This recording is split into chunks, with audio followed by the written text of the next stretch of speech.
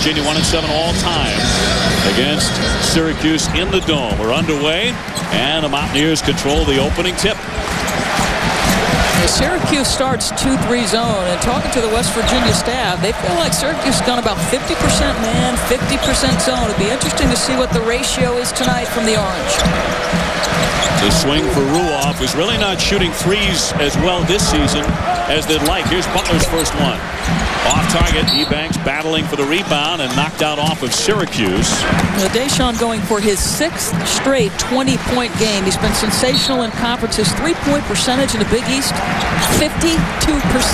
Just outstanding as Ebanks muscles his way in, but it will not fall. Another scrap for the rebound. The Orange come away with it. Here's Flynn, who is so spectacular in the open court. Harris all the way through and a power move with the left hand. Well, you could think that's just a strong move, but that is a great sign for the Orange, because in this 3-game skid, that guy has really struggled to score it or board it. Ebanks gives off to Bryant, who is just a freshman out of Brooklyn, but a hard-nosed guard indeed. Outside that 3 with Devendorf on him. Fans just settling in inside the Dome. We can report it's not snowing. That's always a headline when it's not snowing in Syracuse. There's Butler, and he'll knock that one down. Flat out one of the most improved players in the Big East. Yeah, he is. And he balances that great perimeter jump shot with that kind of savvy. Now, that's a 2-3 zone. You want to try to flash to the middle of the floor. He just gets behind the defense, gets between the front line and the back line. Harris strong again, but they're going to wave that one off, and it's going to be an offensive foul instead against Paul Harris, his first. Wow. 2 strong moves, though. I mean, this is what Jim Boeheim wants from Paul Harris. Be aggressive. He's a guy who has got tremendous athleticism. So we saw him on the first one use the dribble drive. What do you think? I mean, the look on Boeheim's face told you what Jim thought of the call. Well, I wouldn't mind seeing that lower defensive box, that little ring around the Orange. Because to me, if you're guarding beneath the rim, that's bad defense. Although Jim may look like that when they tell him he's going to Disney World, too. So one of the all-time greats, the Hall of Famer, 788 wins on his spectacular resume. Straight on for Bryant, too strong. Rebound, knocked to Devendorf. And numbers here for the Orange at 3-on-2. Flynn trying to create. Spins it up there. Onuaku getting position. That won't fall for him. Onuaku, who is hitting 71%. Now the turnover and the foul. That'll be committed by Ruoff, trying to slow up Harris. Well, you can just see that Onuaku is not the guy we have come to know in the Syracuse Orange jersey. He played 15 minutes against Providence, only had 1 rebound, no points, and virtually ineffective against the Friars. This is a guy who's one of the best finishers in the country. Does a terrific job scoring in the paint. He couldn't get any lift, it didn't look like, on that shot. 71% is what he makes, leading the nation in field goal percentage. Ruoff picks off the pass from Flynn. He has Bryant with him. Johnny Flynn reaches in and deflects it. Taken back by Butler. And back come the Orange. They want to run. Here's Harris. Strong again. Well, when is he not? It's a guy who is staying in his box right now, Paul Harris. Alan and I talked to him before the game. He said, listen, not only is this a huge game for the team, but it's a huge game for me. He said, I have got to get back to what I was doing early in the year, being aggressive, using my athleticism. I should say so. Athleticism, spectacular physique of his, that Superman look. Ruoff partially blocked by Devendorf. Ruoff thought he got hit on the arm. Now fouled in the backcourt with 16:58 to go in the first half. And certainly a cold start for West Virginia. Second team foul. Now Alan Hopkins, certainly as we give you long looks at Paul Harris, 230 pounds in that 6'4" frame. That's the major reason he's a great rebounder. He is, and Doris had a funny line earlier when we were talking to him saying that he looks just like Dwight Howard from behind. But the one thing Harris said is that his mindset has to change in this game. He can't allow a missed shot or a bad defensive play to really kill his productivity. He said being assertive and being aggressive will be the key for him tonight, and so far so good. Well, that's a terrific point. You see some guys who, if their jump shot's not flowing, they don't want to board it, they don't want to guard. You can contribute even if you're not scoring. Ruoff gives it up to Smith. Here's Bryant. He'll try it. Ugly looking shot. Rebound picked off by Smith as he slithered in. Yeah, you know, West Virginia won. They're undersized. They go 6'7", 6'7" across their back line. That's not very big. And they're also not Jason Maxiell-like. I mean, you think about Bobby Huggins and his most effective inside guys. They're big, wide bodies. That's going to be off of Jackson. Flynn trying to feed inside, and Johnny Flynn kind of pleading with Jackson, who just had the stuff moments ago. That's 3 turnovers. West Virginia has to go without Joe Mazzulla, who is out for the rest of the year because of a shoulder injury. A little leaner in there by Ruoff gets it to go. His range is more 3-point range, but he'll take it. He's a much better scorer in different ways than he was. I mean, we think about his freshman season and first couple years. He was really just a spot-up 3-point shooter. He has really developed. Harris looking inside. He'll loft it up there. Too strong. Rebound tipped and controlled by Onawaka. Looked pretty good on the knees there. Here's Diemendorf. He's pushed into the top 10 all-time in 3-point accuracy at Syracuse. But his first one off the mark. Flynn reached in. Ebanks has a free look. And Harris with another rebound. Flynn coming off 35. A career high. Did that against Providence. Diemendorf a little chilly early. Onawaku clears it. Diemendorf with another one. Gets this one from 3-point land. Yeah, and Onawaku a little bit slow up the floor. So I think he's giving you great effort. He's toughened out. He's getting you extra possessions. But Dave, that offensive rebound is where you normally see him go up and get fouled. I mean, he just doesn't have it. And did kick it out. Smith to Bryant from 15.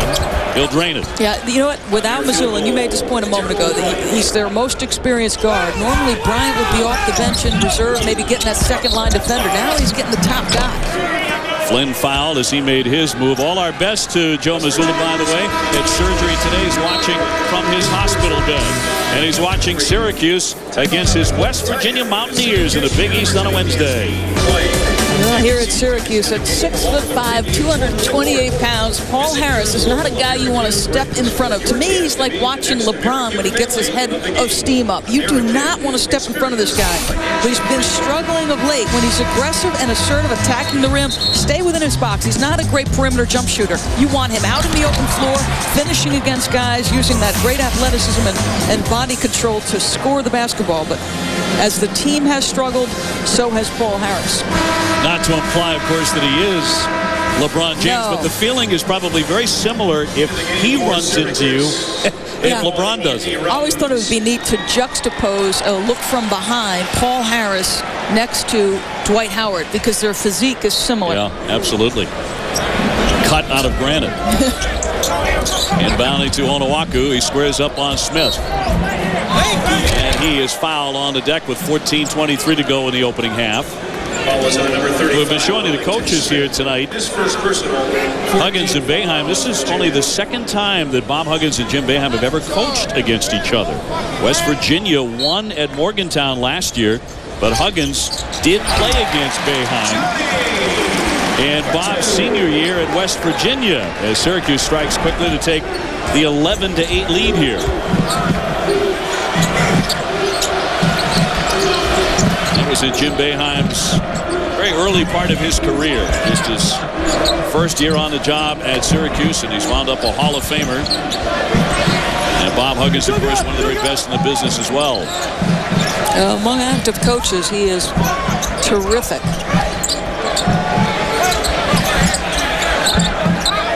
Smith zips the pass to Ebanks.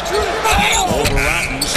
And just in front of that shot clock, it'll fall in. Ebanks is a guy, he's very lean. That physique is going to fill out. And I just feel like Ebanks gets better and better. He's got size, he can handle it a bit. West Virginia started out 1 for 8. They've hit 4 out of 5 since then. Onawaku, the target again, into the lane. Left it well short. With his baby hook. Winning it back was Harris. Then with a loose ball, Onawaku. This time he will get fouled on and go to the line for a 3-point play. He is very slow to get off his feet. Well, just now rising up. Boeheim looking on with concern. Wellington Smith picks up the foul. Well, how about the nice dish by Johnny Flynn? Yeah, see, that's a good call. And if you're going to call it, I'd rather see it be a block down there. Because, again, that's somebody who's defending almost underneath the 10. You can only foul from underneath there. Onuaku 35% at the foul line. He's made just 30 out of 85. Lots of work still to do. It's a strange thing for a team to lead a conference in field goal percentage and be one of the worst free throw shooters. It generally doesn't happen, but a lot of that impacted by Onuaku and Jackson. And really one of the worst foul shooting teams in the country. Yet, as you say, shooting almost 50% as a team. Jones turns and fires. Getting into the ball game here, Kevin Jones, another freshman. West Virginia is a young team. On the run, Dievendorf down underneath. Nice follow by Harris, who's everywhere. Yeah, you know what? If Harris just goes out and says, I'm going to play hard, I'm going to pursue every rebound, I'm going to try to get in transition. To me, he's a guy who can get you 10 and 10. Just doing those things based on his body and his athletic set. Pretty close at 13 and 8 coming in. A foul here against the Orange with 12:28 remaining in half number 1. Onuaku with a personal. And Thursday night showcase presented by T. Rowe Price features a doubleheader on ESPN. At 7 Eastern, it's Temple against number 9 Xavier in an 8-10 matchup. And then at 9 Eastern, action moves to the Big Ten. Number 21 Illinois against Wisconsin. Okay, so anyone who hasn't seen Deontay Christmas needs to watch that young man play ball. Against Tennessee, about 15 NBA scouts in the building. He had every one of them wowing. And he was shooting from midcourt. By the end of that game, he was so hot. Threw out zips for Jones and mishandled the pass. Out it goes back over to Syracuse. Bob Huggins' team trying to hang Syracuse with a 4th consecutive loss, and that'll be a carry. Johnny Flynn with the turnover here. 15-10 the Orange. Syracuse lost at Providence last Wednesday. They have not played since. The silver lining in that, even though they had to sit on their loss for a week, they get a chance to get healthier. Yeah, you wonder if Coach Boeheim had it to do over, would he have brought Arinze Onuaku on that trip? Because he was virtually ineffective, or completely ineffective. 1 rebound in 15 minutes. It's just not Arinze. Butler lifts. Rebound collected by Ebanks. He gets in the air very quickly and he lays it in. Well, you've got a couple of guys that are going to go after and pursue offensive rebounds. Ebanks, their leading rebounder, and just a freshman, although he's 6'9". Deep into that corner, but hauled in by Flynn. Working on Ruoff. Can anybody stay with Flynn? Who gets around him? The pass right there, and it's going to be laid in. Chris Joseph with the basket, but Flynn, he created all of that. Well, he's got a special handle. He almost wants to bait you because he plays with the basketball trying to get the defense to react. And as soon as you reach or lean, Flynn is gone. He has 4 assists already. Deshaun Butler gets tied up, trying to get free. Here's Ebanks. He connects. Great job by Butler to find the open man. Yeah, very good patience. And Ebanks just an incredibly confident guy. He's a freshman, but he playing in the Dome with all its mystique, not at all intimidated. He played his last 2 years of high school ball in Connecticut at St. Thomas More. And he was ranked as one of the top high school small forwards in the country. Looks like he's still growing. Joseph off the handoff to Flynn. Dievendorf is open, got it away. The rebound comes out to Ebanks. He has scored their last 7 points, taken away by Flynn with the quick hands. Dievendorf catches and spins. And denied by Ebanks. He blocked it. Now the 3-on-2. Jones bouncing on the baseline for Flowers. Just into the game, John Flowers, but a whistle and a foul with exactly 10 minutes remaining in the first half. Syracuse clinging to a 2-point lead inside the Dome. Ball is on a string. You sure he didn't mean to fumble it a little bit? Another look, a little hesitation and deception there to add to the full package. He is so fun to watch. Always has a smile on his face. You know, enjoys playing, sort of the way Pearl Washington did when he was here at Syracuse. That's a great comparison. Sharon Collins of Kansas, another guy who reminds you of Pro Washington. Routen's trying to get a little bit too creative with that pass after collecting that one that spit out of his hands. And he gives it up to West Virginia. Mountaineers trying to tie or better here. 9.5 to go in the half. Flowers looking in. Mountaineers want to slow the pace down if they can. They don't want to get in that track meet. Jones at the foul line. Ruoff from 3. He buries it. He's got to score. I mean, you've got 3 freshmen on the floor if you're Bobby Huggins. And so Ruoff's a guy who's not been as proficient shooting the basketball this season as he has been in past years. At 35%. Here's Flynn. Yes. Nice little answer from way downtown. He has 5. Syracuse up by 2. A rather beat up Syracuse team coming in. With Onuaku and Routens in particular ailing. Yeah, you wonder if they're playing as much zone tonight just to protect Routens and his ankle and Onuaku and his knee. Bryant's jumper off the iron and then up and over the backboard. Onuaku played a spirited first 5 or 6 minutes and has been sitting for a while now. The tendonitis in the knee. So there's not much swelling, and it's more about pain management and stiffness. But in that loss to Providence, the first game he didn't start all year, and he only played 15 minutes, as you mentioned. Routens catches, fires. That one barely glanced off the backboard. But collected by Jackson. They'll do it again. You can see how West Virginia gets into you. They will challenge you with physical, tough defense. Jumping in, missing the bunny. And the Mountaineers want to push the tempo here. Butler giving it up to Ebanks, and that's going to be an offensive foul. Wow. Well, Huggins can't believe it. Yeah, you know what? I thought he had crossed over and adjusted his body enough. Let's see. No, I don't like that. I really don't. It wasn't like Andy Routens was down in the stands and committed to making that charge, right? That was a half-hearted, let me think about doing this. Barely grazed his shoulder. Harris mishandles the pass. 7:57 to go. And we have a timeout inside the Dome. Syracuse and West Virginia. We expect it to be close all night. Inside the Carrier Dome, number 20 Syracuse against West Virginia. Inside the Big East, Doris Burke and Dave O'Brien alongside Alan Hopkins. I'm not sure I'd say this about many 4-4 teams in the Big East Conference, but I feel like to a certain extent Bobby Huggins' crew has overachieved.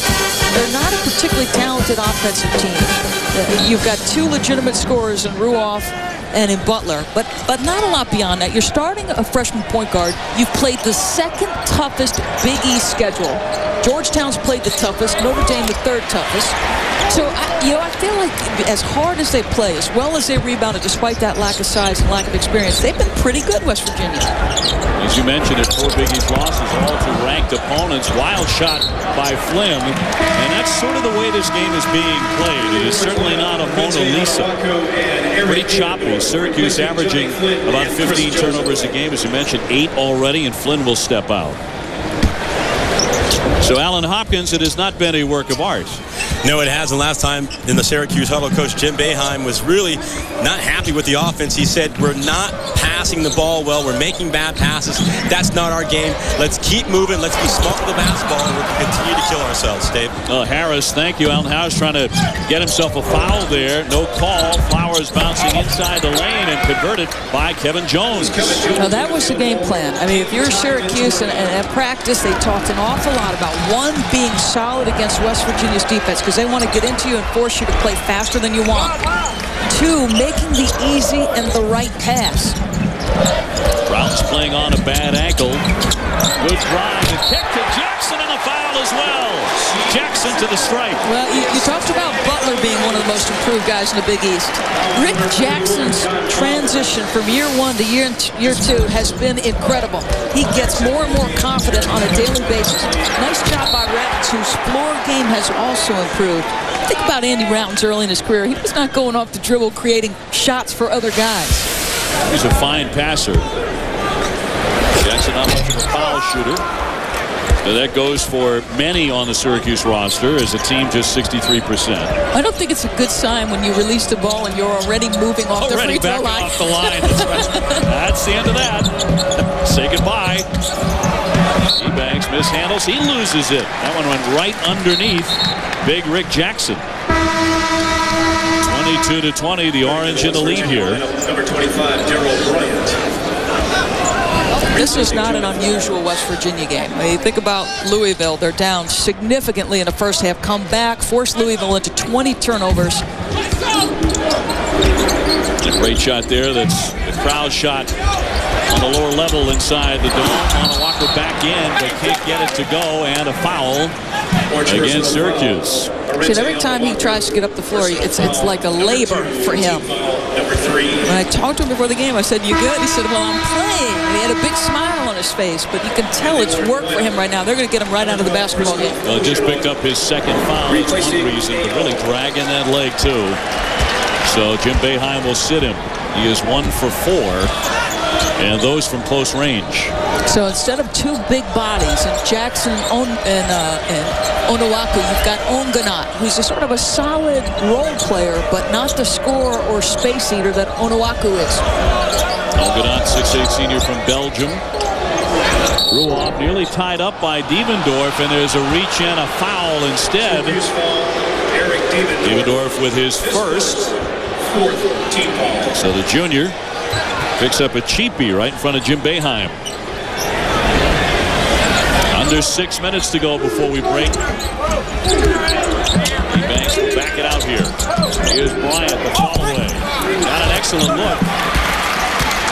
Harris says, "Let's get going." He commands the point. Flynn is on the bench right now. And that's not a good pass. Picked off by Kevin Jones.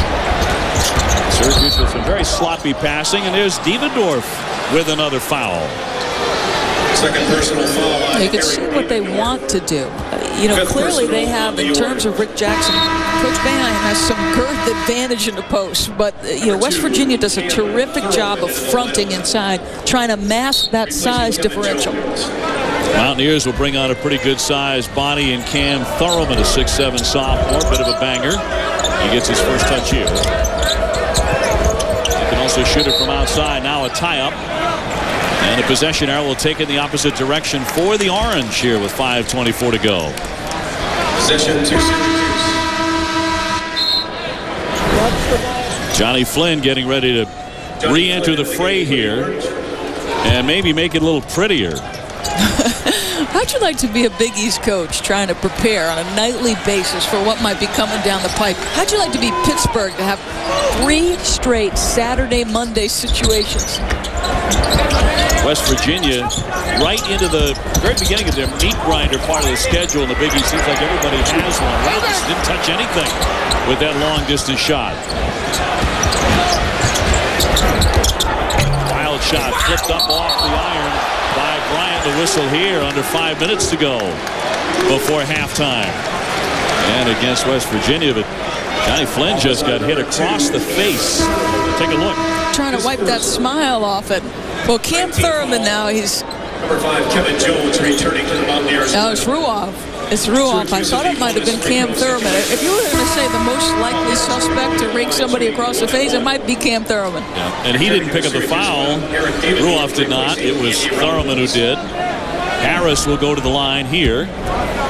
Harris, who just reached 1,000 points at Syracuse in a game last month, becoming the 50th player in SU history to do it. That's brutal. You know, you get yourself to the free throw line, and those are points you're giving away and momentum.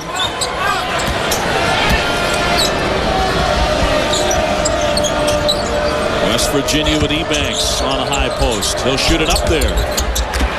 Well, they're having a ton of success making that flash to the middle of the zone, but not a ton of success creating offense.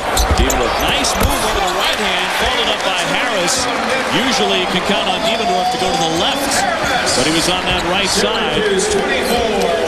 Harris having a good night, 8 points and 8 rebounds. He's going to have 10 and 10 in the first half. Butler's been quiet so far. They kicked it. Onganat with the deflection, but he was on the line.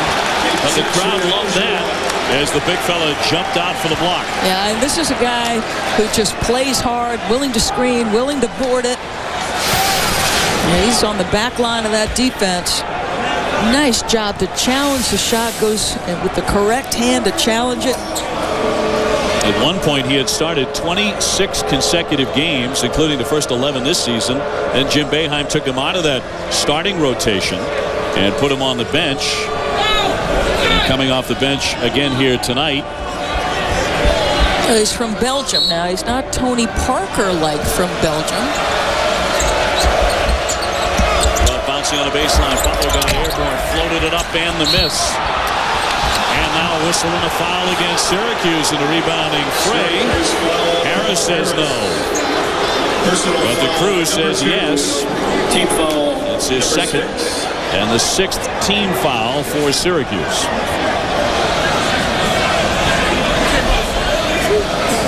So Ebanks shooting 2.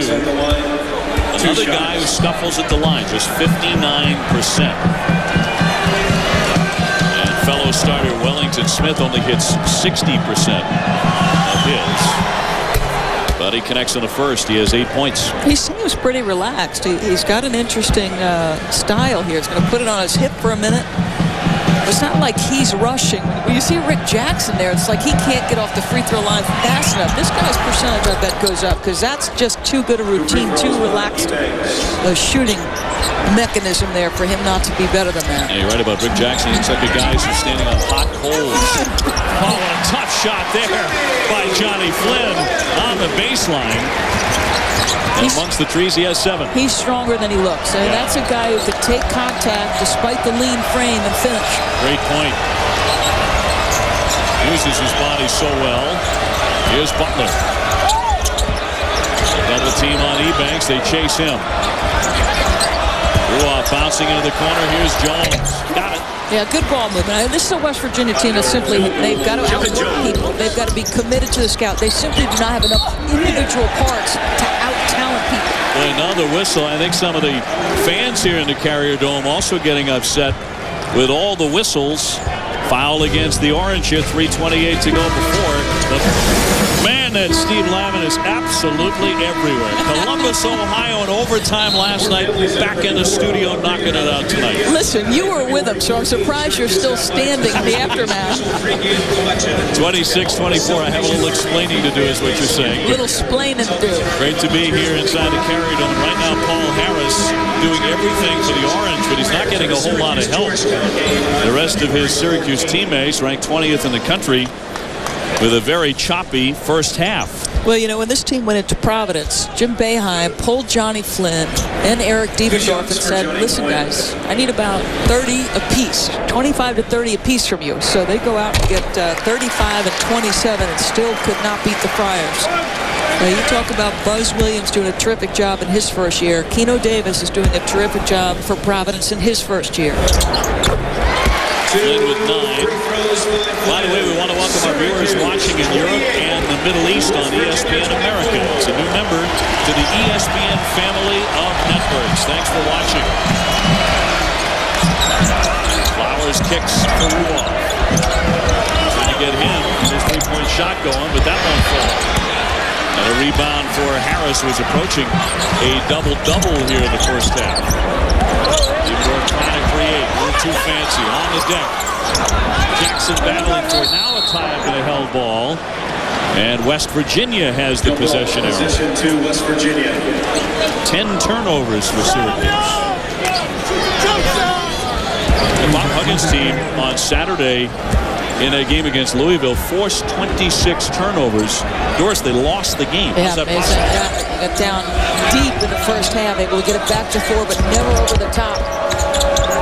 He bangs off the fake on Onganon. Butler weaves in, tough shot, no whistle there. Thank goodness for that. Yeah, he's just 1 for 6. Butler very quiet after getting 27, 27, 21. He's had a terrific streak. Wow. Some shot there by Dievendorf. That's that left-handed shot we were talking about as he went to the other side of the iron.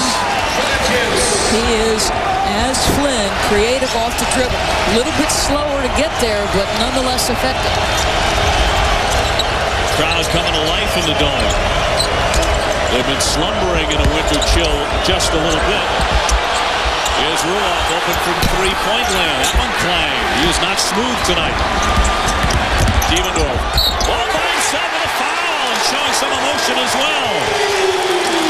Biggest lead of the night for the Orange. For a team trying to get its swagger back, this is one way to get this crowd involved. So Eric gets the one off the half-court move. This one in transition, not doing a terrific job stopping the basketball as West Virginia in transition. A lot of Syracuse's points, whether it's from the guards or the post, points are all coming in the paint. Dievendorf has actually been SU's top scorer in Big East play, averaging 16 a game. Syracuse with a 7-0 run. Dievendorf has led it. Sitting in that 2-3 zone.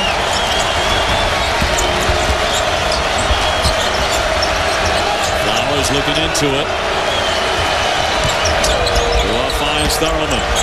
Ruoff bounces it back to the big guy. Swatted out of there. Jackson says not here. Wow. He put that out of bounds. Into about the second row as he knocked it away. Foul on the play. Thurman will go to the line here to shoot two with a minute 36 remaining. It is foul number 3 on Harris. You just get a sense of how hard it is for Bobby Huggins' team to generate offense. And if Ruoff is not shooting the ball well, it's very tough, because when he and Butler are scoring and making shots, the other guys seem to feed off those two. Neither guy has been effective in the first half, and somehow they're still in the ball game. That's what I'm talking about. They overachieve.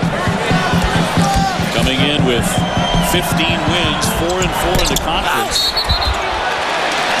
Foul here with a minute 36 to go before halftime. A shove on West Virginia as Ongenant went down hard. Flowers with the foul, his second. Syracuse in the double bonus free throw situation. So double bonus, and Ongenant will march the other way and head to the foul line. Where he's just 57%. Your two top scorers, Ruoff and Butler, combined 3 of 11, 7 points. You will not win on the road in this league, especially if you're West Virginia, without those contributions from those two guys. Thurman to the bench. Josh Sowers, the 6'7" junior, in for Bob Huggins. Even his players call him Hugs or Huggy. 2 free throws. 35-24. Syracuse with a late explosion on a 9-0 run here right before the end of the half.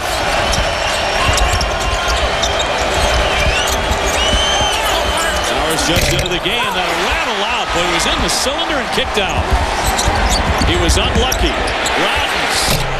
When the crowd was rising up by 25,000. Great job by Rick Jackson to use his body, carve some space, and get his team another opportunity. And Dievendorf has really led the charge for Jim Boeheim here in the last several minutes. Rebounded away in the fight by Jackson, but he gave it up. Here's Ruoff.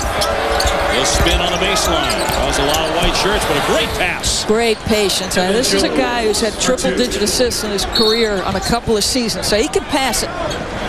30-second timeout. Timeout. Jim Boeheim. Syracuse takes one here. Fans, make sure to wear your And we have 35.8 seconds to go before half. Thursday Night Showcase presented by T. Rowe Price, coming away a doubleheader at 7 Eastern. Temple and number 9 Xavier, an A-10 matchup, and then a 9 Eastern action moving to the Big Ten. Number 21 Illinois meeting Wisconsin. Illinois, one of the nation's leaders in assists per game as a team. Very pretty motion offense, very unselfish, very balanced team for Bruce Weber. You were mentioning this earlier. West Virginia finding themselves in that beat grinder part of the Big East schedule. Almost everyone in the league has it, but a 6-game stretch, which already started with that loss to Louisville. Syracuse tonight, then Providence, no longer a gimme. number 5 Pitt, number 10 Villanova, and then Notre Dame. Good luck. I don't want to hear my alma mater and gimme in the same sentence. I don't want to hear that. I said no longer gimme. Well, I'm sure they're very dangerous. How about this number? I saw this in Dick Girardi's Philadelphia column today. He was talking about the fact that the top 4 teams in the ACC coming into tonight, Duke, North Carolina, Wake Forest, and Clemson, a combined 73-8. The top 4 teams in the Big East, Marquette, Louisville, UConn, and Pitt, 77-9. Around midcourt, it's Flynn. He cuts back into the paint. Just move left-handed for 2 as he swoops in. He has 11. Routen's trying to jump in for the theft. Knocked it away. 2.2 seconds left. West Virginia with the ball. How about that move by Johnny Flynn? That was a little rope-a-dope. Change of direction, change of pace. 30-second timeout. 37-26 timeout, West Virginia. And Huggins wants to draw up a final play with 2.2 on the clock. You still got Onuaku who's not 100% healthy. Rousins is not 100% healthy. But again, this is a Syracuse team that on the offensive end, as you see Huggins just ripping his guys right now. They're so gifted on the offensive end. He's just, look at that handle. I mean, that is, I don't want to over-exaggerate here. It's a little Chris Paul-esque, right? Because he can go in any direction. He's equally as good with the left and the right, so you can't overplay one hand or the other. So I've had a LeBron and a Chris Paul reference. You're piling it on pretty good, but I don't think you're far off base. And Flynn has been sensational at times. Butler certainly hasn't been as we look at our Star Watch update. And Deshaun Butler with just 2 came in averaging almost 18 a game. Last play before the half. Butler will fire it up there. Got a great look, and he hit it. They're going to call it a 2-pointer, right? Field goal good at the buzzer. They will go back and take a look at it, but they called it good on the floor. 3-pointer. Oh, yeah, he's behind the deep one, and that's it. That's good. Nice. This is really good execution. Their flashes to the ball have been solid. So he nails it. Called good on the floor. The officials have to make a call, and on a buzzer beater, then go to the replay monitor. And John Cal and company going to take one more look. Yeah, no question he got it off. And now they want to take a look at his feet to see if it's a 3 or a 2. This is just the last play before halftime. I think he's definitely behind, and he clearly got it off at time.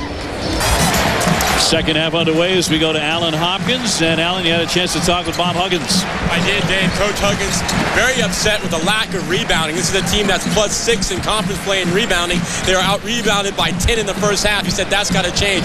I said, how do you get Deshaun Butler and Alex Ruoff going combined 4 of 14 from the floor for 10 points? He said those guys are getting good shots. We're missing a lot of layups.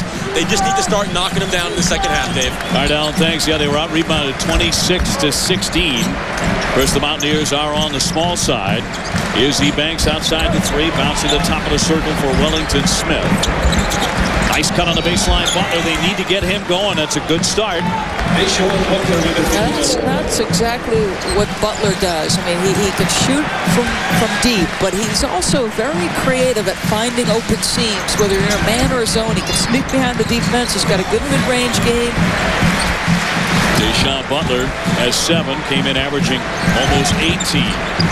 Devendorf got hot. Great pass, Harris on the back door. Yeah, and you know what? Everybody falls asleep because this is an aggressive-minded scorer in Devendorf. So as soon as he looked like he was in that shooting motion, everybody thinks it's going to the rim. So there's your 10 and 10 for Harris. Now with 10 points, pull up Butler, and well, too strong on that one. Picked off by Harris. Flynn is open. On net for Flynn from 3-point land. He has 14. And a real quick timeout here by West Virginia head coach Bob Huggins. Not real happy. Now Devendorf and the Orange are starting to click, Doris Burke, and they have a 42-31 lead over West Virginia. Well, you can talk about communication on the defensive end, but there's also communication on the offensive end. Watch what Paul Harris does before he makes his backdoor cut. He just makes eye contact with the Eric and says, hey, I'm going backdoor. And using his athleticism, West Virginia in a little bit of his own, but not very stellar. Harris has been stellar. 10 points, 11 boards now, along with 3 assists. He has 27 double-doubles already in his career. And he's a junior, connecting with Devendorf on a great play. Well, if you do not have Arinze Onuaku or Andy Routens healthy, and Paul Harris does not get double digits in points or rebounds in your last 3 games, now you understand why they can be on a skid. Banks looking inside, trying to free up Butler, but stolen away by Flynn. He saw that coming. Devendorf beats everybody the other way for 2. Great anticipation by Flynn to get that rolling. Bobby Huggins wasn't happy and used the timeout the last possession. He's disgusted now.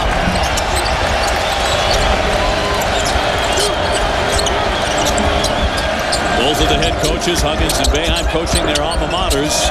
Butler wriggles in for the bucket. Deshaun Butler had a pretty quiet first half. Yeah, Ebanks has done a nice job flashing to the basketball and passing with limited spacing down there. I mean, Ebanks, a freshman, he's got a nice feel for it. Flynn spins and kicks. Here's Devendorf wide open. Off target. Onuaku gets hammered there in the paint.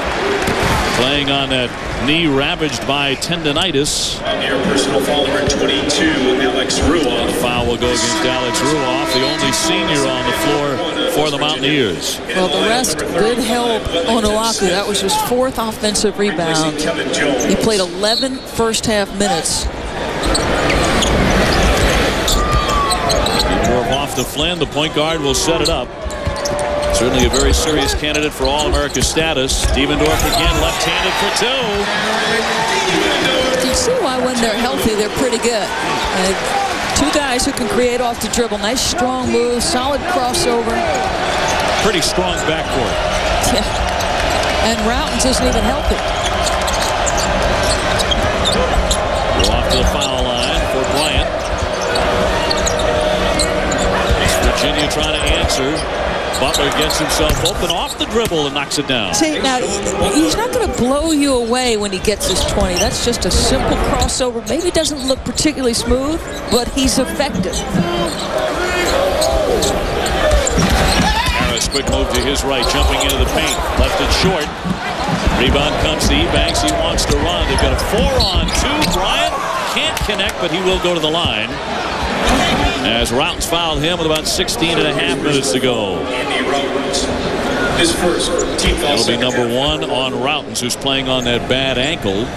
It caused him to miss the last Syracuse game, the loss to Providence, in which they gave up 100 points. I mean, Syracuse wants to get out and run. They scored 94, but they give up 100 as Bryant connects. Ongunan back on now for Boeheim. And Harris to the bench with his double-double. Bryant has struggled. He was 1 for 7 in the first half. As your starting point guard, didn't have an assist. And again, Joe Mazzulla back in West Virginia. He had shoulder surgery today. That is a huge miss for Coach Huggins. Tough, defensive-minded guard with a real feel for the game. Nice lob underneath, and space cleared out by Onuaku, and he can do that pretty fast with that body. And they need him healthy. Now you think about some of the beasts inside of the Big East. Hashim Thabit, a triple-double. Luke Aaron, you have got to have somebody who can anchor your inside. Jim Calhoun, and I think he's right on about this, wants Hashim Thabit to be talked about as far as Player of the Year candidate, National Player of the Year. Corner jumper not there for Wellington Smith, and he doesn't believe that his big center is getting enough. Look at Devendorf hitting the deck. Flynn is open. He lifts. Got it. Two-pointer.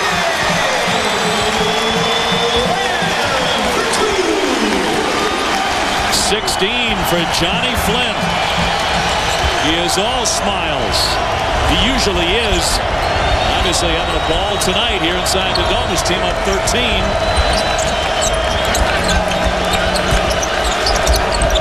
Ebanks for Bryant. Chuck Bryant knocks it down from three-point land. But just when you think they're going to get run out, every time you have thought tonight they're going to get run out, they come back with a big, big shot. That's a great point about Thabit. And the problem for Thabit is he is having a profound influence on games, but it's on the defensive end. And so for most viewers, they're not really appreciative of that fact. Strong move by Diemendorf will draw the foul, and he'll be at the line with 14:57 remaining. We have a timeout. That is Doug Marrone, the gentleman on your left, the new football coach at Syracuse. Alan Hopkins visits with him in a moment. On the country, National Signing Day. How do you feel about your first recruiting class? We are excited. You know, we have 14 players that have committed to come to school that are going to be able to come in, compete not only on the football field, but academically and be leaders in our community. All right, thanks so much. Best of luck to you. Back to you, Dave. Alan, Doug, thank you very much. You got a couple of texts during that interview. One from Sean McDonough, the other from Mike Tirico. Syracuse legends, they said just win. Just win, baby. Just win. It's time. Well, I wonder if he's got a quarterback in that 14 group. Do you think he's got a Donovan McNabb in there? She'll see. Mountaineers with the basketball to turn and pop by Butler. Smith with a tough rebound. One dribble down, and he'll clear it out. 14 and a half to go. Looking to cut into the lead, the Mountaineers. Flowers, nice shot out of John Flowers. His mom, Pam Kelly Flowers, was recently inducted into the College Basketball Hall of Fame. She was a three-time All-American at Louisiana Tech. Yeah, in the heyday under Leon Barmore. Heck of a player. Boy, that's a nice-looking move right there by Mr. Flowers. Diemendorf gets it. He is pumped up, thumping his own chest. He is 16. And from about 5 minutes left in the first half to now, Diemendorf has been the man for Syracuse. Yeah, you know, he's the guy I think who gives this team their swagger. Flynn the personality, but Diemendorf that sort of edginess that they come with. Jim Boeheim gave him a pretty stiff talking to about midway through the first half. It seems to have clicked. Shot clock down to 9. Here's Bryant. The freshman lost it. Backcourt violation. Into the Syracuse lineup. Clark Bryant out of Brooklyn, New York, whose play has been pretty solid. He's averaging about 10 points a game. Gives it away there, though. A little up and down, and you would expect that. And Coach Huggins, he can't pull the trigger. There is not another point guard on that bench. You could slide Rue off, or you could slide Ebanks up the bench a little bit, but you don't have any options. Linda Routens catches, shoots. He's been off target all night. Yeah. You know who else had a grimace on his face besides Coach Huggins? Joe Mazzulla back in West Virginia on that play. Butler went up, deflected. 2 Syracuse men went after for the block. Onganut was there. He gets credit for the deflection. Well, Onganut, this is an Onganut play right here. This guy's about hustle, about setting screens, doing the dirty work. He's found a way to find minutes on this team. Syracuse is blocked. 5 shots. Here's a theft. Look at Diemendorf to the other side of the 10 to lay it in. He has been their spark, and Huggins is not amused. They say some running backs can smell the end zone. Eric Diemendorf can smell deuces, man. If he thinks he can score it, he smells it. Butler. Rebounded on the weak side by Routens. Here come the Orange. Flynn. Another gear. Shreds everybody and lays it in. A foul. He'll go to the line. Boy, this is very unusual to see such little resistance from West Virginia. His third personal. 13 These guys are just threading through. To be able to go from that far away with the ball in your hand and score it that easily, that is West Virginia not making a stop. And the Syracuse backcourt has been a buzzsaw since the second half got started. 3-point play for Flynn. Coming off a career best 35 against Providence. That was in a loss. And they've not had to come out of the zone because West Virginia is not creating any kind of offense out of it. If Ruoff and Butler aren't making shots, they're in trouble. Smith A lot of iron that rolls off. Syracuse crashing the glass. It's Routens again. He's not shooting much, but he's rebounding. Look at Devendorf cast it up. He is feeling it. 20 for Devendorf. They cannot stop him. Timeout, West Virginia.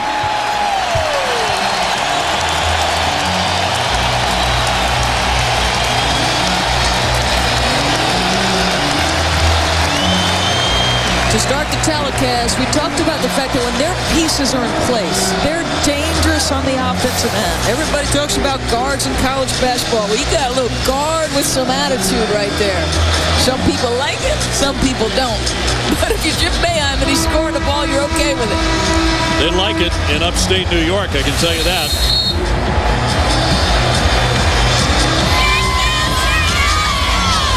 Devendorf in this half with a dozen. And he's made 5 out of 6. He has exploded. He tends to have his best games on national television. Yeah, I think he likes the spotlight. 11:54 to go. Syracuse threatening to blow West Virginia out 61-42. See what I mean? Like that the swagger, the attitude that he comes with. That sort of can have an impact on the people around you.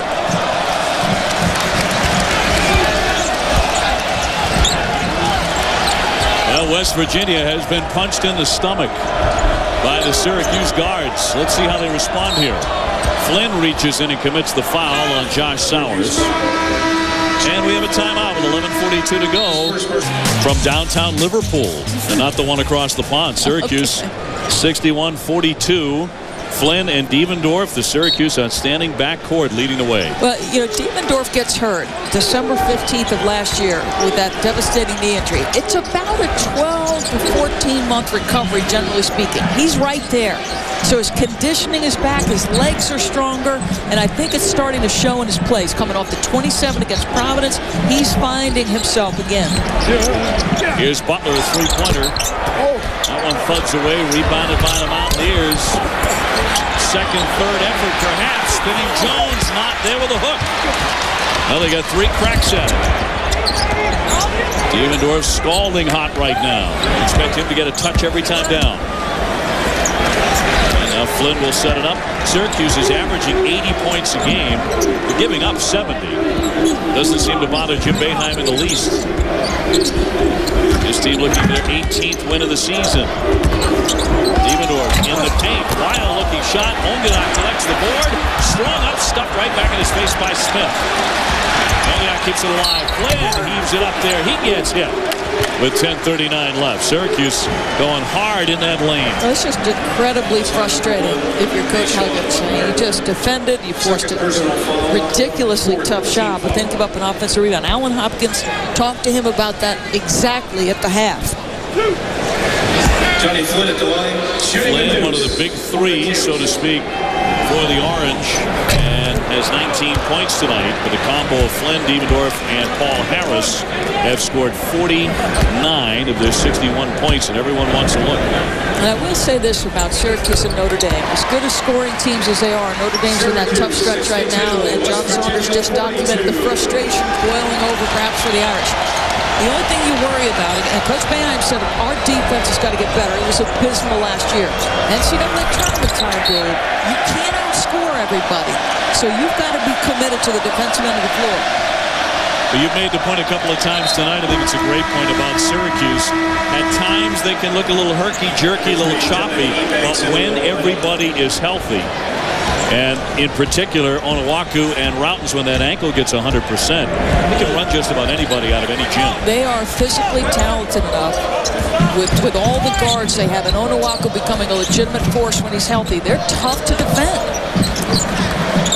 Devendorf trying to create. Pick free by Ebanks on the theft. Here's Butler.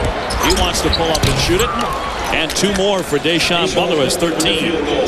He always finds his balance when he's trying to shoot a jump shot. He always goes up off 2 feet, and he always has his shoulders square. And it may not look overly smooth getting there, but he's always there. Well, averaging near 18 points a game, up from 13 last year.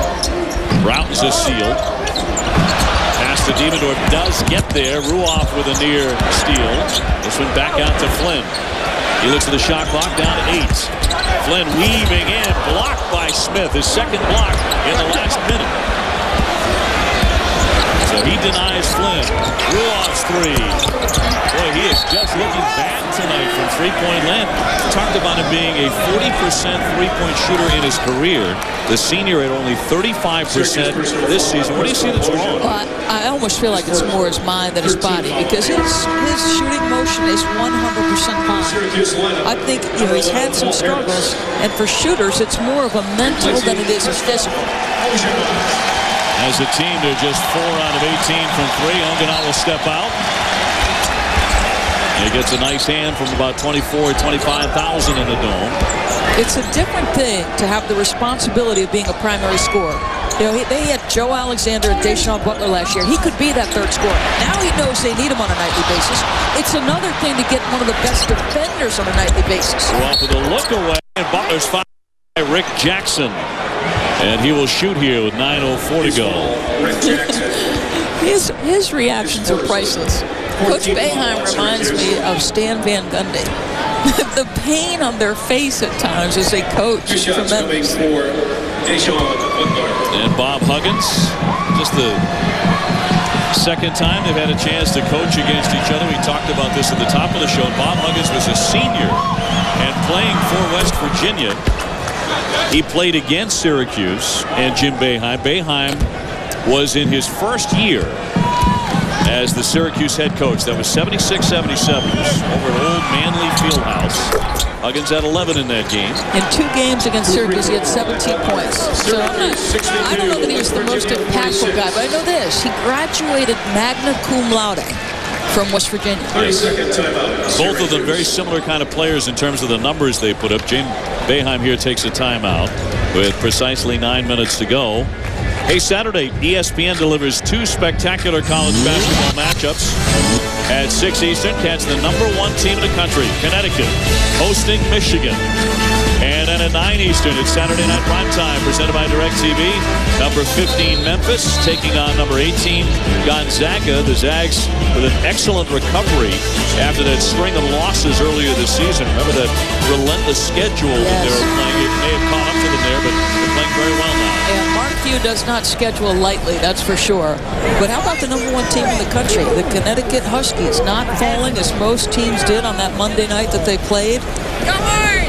Look, from the cheap seats, I guess you could say, here inside the dome. Game's a bit of a rumor, but it's comfortable. As long as they have a monitor, they're all right. As long as you've got a TV nearby, you're set. Fountain's almost lost it around his back, retrieved it, knocked away by Butler. They'll get credit for the theft to Ruoff, and he finishes. You know this. West Virginia's not going away, because if they quit on Coach Huggins, it's going to get ugly over there on the sideline. They do not want to go back over there with not giving effort. Inching a little closer, 62-48. And the Orange have been back on their heels here in the last couple of minutes. Flynn trying to bring them back to life, and he'll draw the foul. Johnny Flynn does not mind getting knocked to the deck over and over and over again. Yeah, Kevin Jones actually did a pretty good job. He really did defensively. It's just that Johnny is the master at getting you leaning. His handle is that good that he can get into tight spaces and get you off balance. 2 fouls on Jones. Flynn at 75% from the stripe.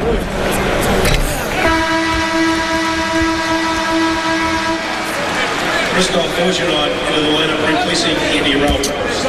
Mountains will hit the bench for just a moment as Flynn has 22, averaging 17. Syracuse 64-48. Coming up on 8 minutes to play. We've got Duke and Clemson coming up as soon as we finish up on the Carrier Dome. Baseline Jones. Batted to Ebanks underneath. Can't get the lay-in. Onganat a rebound. Linda Ron bounces for Harris. Those 2 high school teammates out of Niagara Falls can't finish it though. And they did that a time or two in that state championship run. Did they ever lose? Here's Butler. Trying to bring them back all by himself. Deshaun Butler. He has 18. Boy, after really struggling in the first half, I mean, couldn't get much to fall at all, didn't get involved in the offense, and now he is lighting it up. Boeheim asking for a play from his sideline. And Flynn will call it out. Lead at 13 here for number 20 Syracuse. Harris spotted up by Jones. Bush for an easy 2 by Ongenai. Terrific pass. Harris does so many things well. And has picked up another double-double here tonight.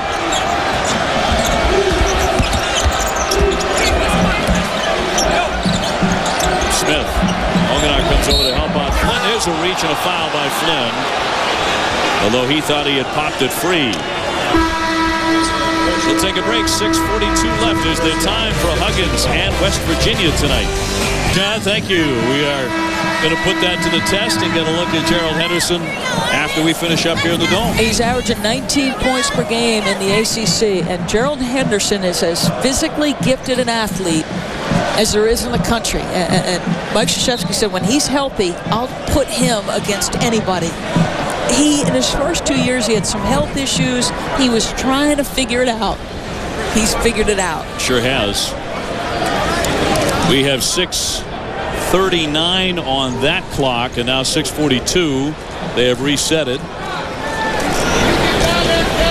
So they've made that adjustment, the official scorer. Back to 6:42. Butler off the inbound. Yes, another one. A three-pointer, and Butler is sizzling. Look at that points in the paint differential. So a lot of Butler's work is starting to come from the perimeter jump shooting. Syracuse getting a lot of good shots.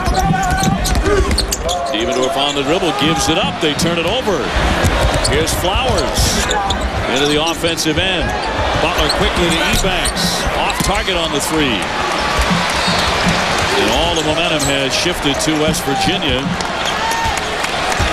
Would have been a big shot. Both of these gentlemen, Boeheim and Huggins, coaching their alma maters. Bob Huggins coming back to his school where he was a player, and so was Jim Boeheim back in the day alongside Dave Bing at Syracuse.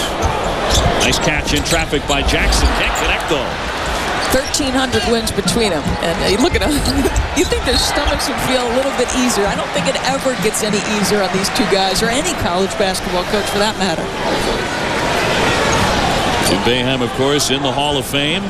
788 career wins, all at Syracuse. Butler inbounds. He can't miss right now. He's bringing them back into this game all by himself. Yeah, and he's gifted enough, and you have a little bit of complacency now from Syracuse. You get the big lead. It's hard to keep your focus.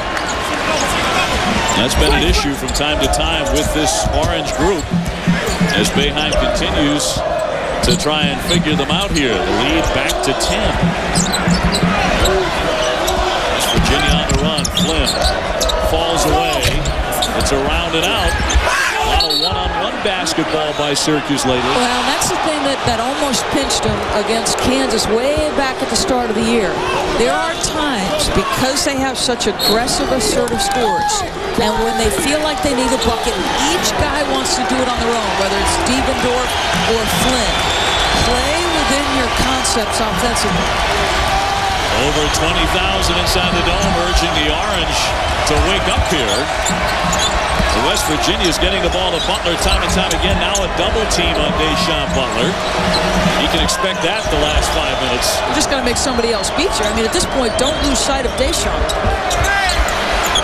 Butler, a high arcing shot, nothing but air. Hanging on with another block. Defensively, he's coming up big here.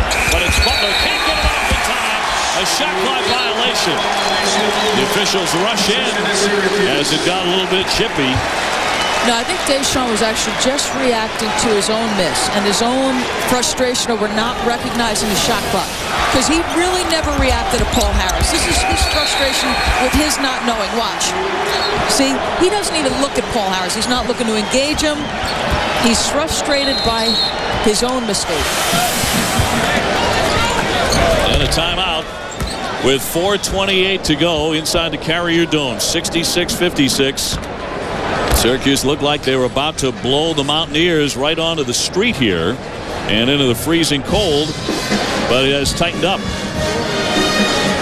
Thursday Night Showcase presented by T. Rowe Price features a doubleheader on ESPN at 7 Eastern. It's Temple against number 9 Xavier in the Atlantic 10, and at 9 Eastern the action shifts to the Big Ten. It's number 21 Illinois against Wisconsin. You talk about chippy and physical play. Look at 2 or 3 of the plays that have happened in the Big Ten. Yes. Over the last week to 10 days. Concussions and broken noses. It is a tough league. Yeah, 2 on Michigan players who will square off against UConn. And then Joe Krabenhoff, a non-call from him on a backswing. I saw an article from Jay Billis about that. Now, no foul call certainly should have been. Although Krabenhoff has that reputation of being such a physical player. I love maybe how those he physical plays. guys, they get away with a little more. Yeah, I love how hard Krabenhoff plays. And you talk about a guy who just has found a way to be a successful player in college basketball despite not great physical gifts. Syracuse getting 1, 2, 3 cracks at the basket. That one is going to roll up, and Syracuse will keep it with 4:11 to play. They've gone about 3 minutes since their last field goal. You look at the active wins by coaches. We've got 2 guys who have had their share of success. Coach Krzyzewski amongst active is tops. But look at Calhoun and Boeheim and Huggins. There were a lot of wins on the board.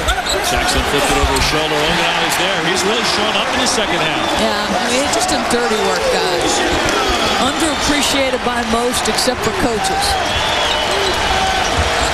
A basket Syracuse really needed. Ruoff from three-point land. He hasn't had that shot going all night. Jones will be fouled, however. Foul against Syracuse with 3:42 to go. The Orange on top 68-56 over West Virginia. And back inside the Carrier Dome. Deshaun Butler catching fire in the second half for West Virginia. Has 23 points, 18 since the break. But Syracuse still on top. Doris by a dozen. Now, Deshaun Butler is a guy who can score in a lot of ways. Do not lose him. Ruoff 1 for 6 from 3. Finally rattles one in. Wow. Now, he just missed from the opposite corner. This guy, we saw him at Georgetown. Struggle, but finally start making some big plays and really helping his team win. So he didn't hang his head after that miss in his struggles tonight. He's still fighting. Well, no quit in Bob Huggins' team tonight here on the Carrier Dome floor. Flynn trying to go high up off the window. No follow there by Jackson. He wanted the left-handed dunk. On the run, Butler jumps in. He gets hammered to the deck. Onganot did his best to hold him up. He fouled him hard, but then he went to hold him up as well. Onganot with his third. He made sure. Yeah, I mean, he's going to make sure that this is not an easy basket. They're going to earn it at the free throw line. But watch him at the end of the play. See? He goes to, like, trying to grab it.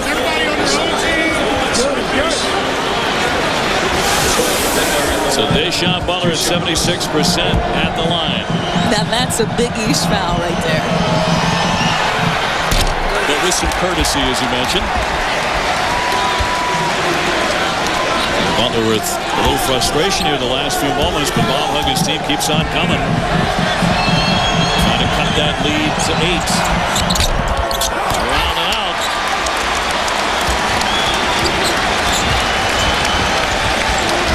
Three minutes to go. Syracuse had a 20-point lead here in the second half, and they led 62-42. And look at them space the floor.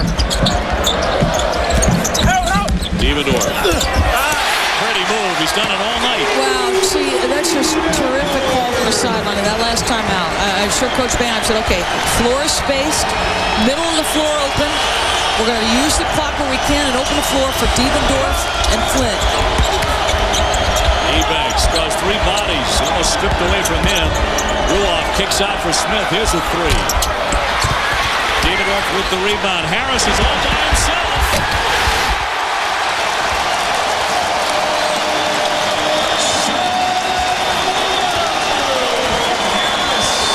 Timeout, West Virginia.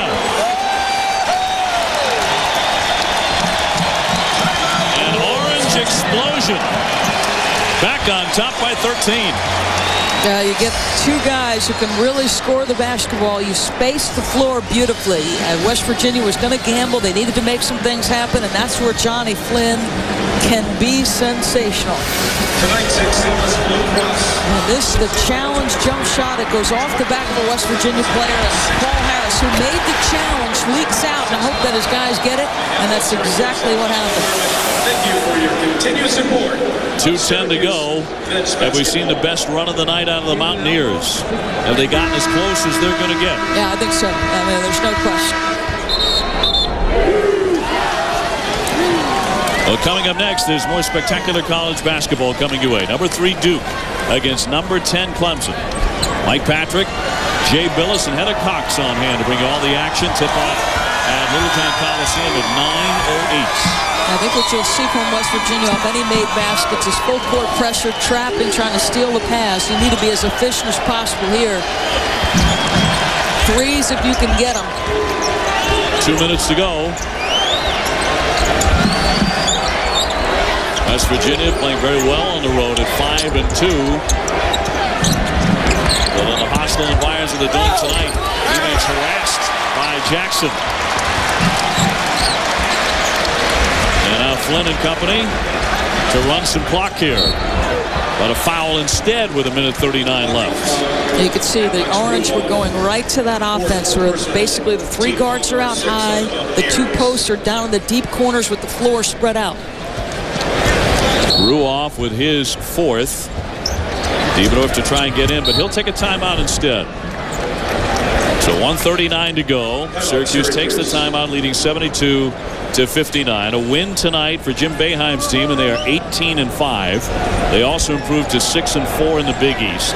West Virginia would dip to 15-7 and fall under 500 in the Big East at 4-5. And that would mean if Bob Huggins loses tonight, every one of his Big East losses will have come against the top 25 team. Yeah, and I think he can take great solace in that the chair of the men's basketball committee said a winning conference record is not a prerequisite for entry into the NCAA tournament. For Big East teams, you just got down on your knees and said, thank goodness. Indeed.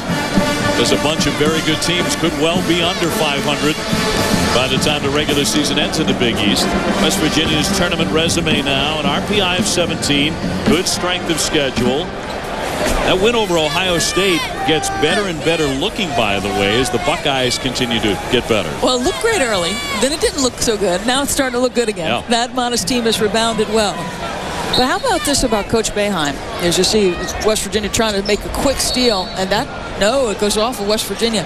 Jim Boeheim is tied with Dean Smith for the most 20-win seasons with 30. He's going to pass Dean Smith. Flipped out to Routens, and Jim Boeheim closing in on 800 career wins, all here at his alma mater. Flynn is stepping on the line there and turning it over, so back over to the Mountaineers here. Jim continues to coach. He's going to bring back on Rick Jackson. That's offense, defense, and rebounding, obviously. 72-59. A tremendous shooting display in the second half by Deshaun Butler. Will prove to be not quite enough for West Virginia, but he keeps on firing. Harris on the baseline. Harris was the guy early on. Really set the tone for Syracuse, didn't he? Yeah, he had about 8 points, 8 rebounds with 5 minutes to go in the first half. Whoa. They'll draw the foul with 1:04 to play here. And some of the fans heading for the exits.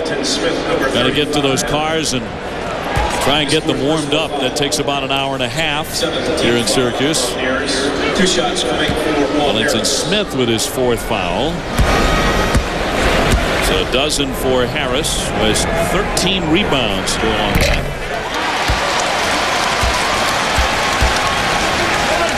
Now, to this point in the Big East, Georgetown's played the toughest schedule. West Virginia's the 2nd toughest schedule. Notre Dame the 3rd toughest schedule. And you wonder, can Notre Dame hold on against Cincinnati? Where is their confidence at? The Orange making their free throws. Not a good foul shooting team, but down the stretch making 13 out of 14. To make sure they maintain the lead. Drew with an air ball. Tough shooting night for him.